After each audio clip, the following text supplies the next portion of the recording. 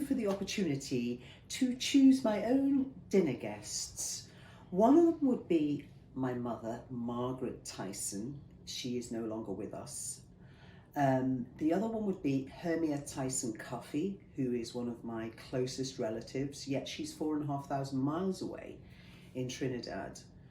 The other one would be Jane Wilde, Oscar Wilde's amazing mother. And the other one would be Edna Adan Ishmael, who was a midwife and built hospitals in Ethiopia. Edna is still alive. She has a book out called A Woman of Firsts. She was in Parliament. She was one of the first African women in Parliament in Somalia, or Somaliland, sorry.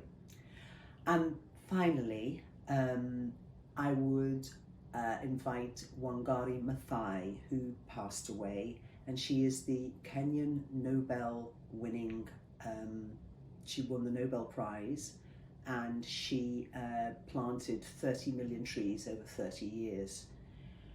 The thing about Edna Adan Ishmael as well, she was an activist campaigning against female genital mutilation. And there are so many facets to all of these women's characters. So it was lovely to be invited and to think about, and there are more women, of course, to think about who inspired me. But my mother was the first one I could think of, Margaret Tyson, who was from Liverpool, and she was a pioneer. She was one of the first social workers, you know, in the 70s. That's when that career profession was born. So she was one of the pioneers of social work. So yeah, and then Jane Wilde, when I was doing The Importance of Being Earnest, I read a biography of Oscar Wilde and learned a bit about his mother, who really inspired him. She was an activist, a poet as well. I'd love to see something about her. And when I did Edna Adan Ishmael, I did an abridged version of her book, and I thought, you know, isn't she was quite an amazing character, very brave as well. She's still alive. And Wangari Maathai, she's infectious, had an infectious smile.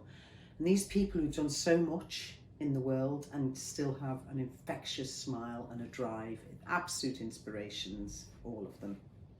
My cousin, sorry, Hermia Tyson Coffey. Apart from the fact that, I mean, she's one of my favourite family members, but she's a raconteur. She must be about 72. Looks like a sparrow, very petite.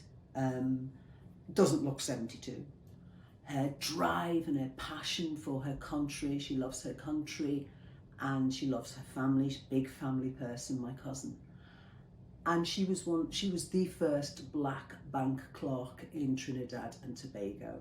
And the story she tells about that is amazing. And how people queued up behind her counter and waited for hours to be served by her rather than the others, because she was the first black bank teller.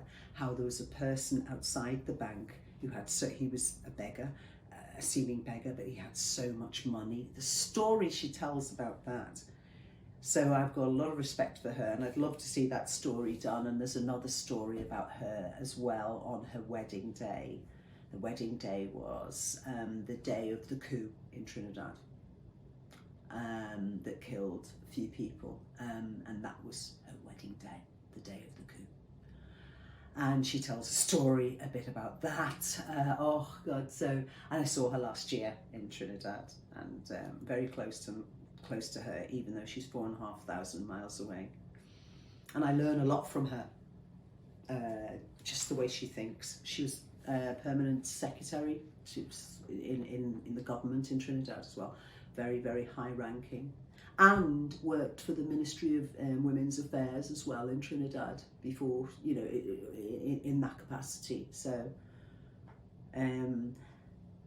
I'll have the privilege of still getting to know her, really. There's loads to get to know about her, and she's still alive, which is great.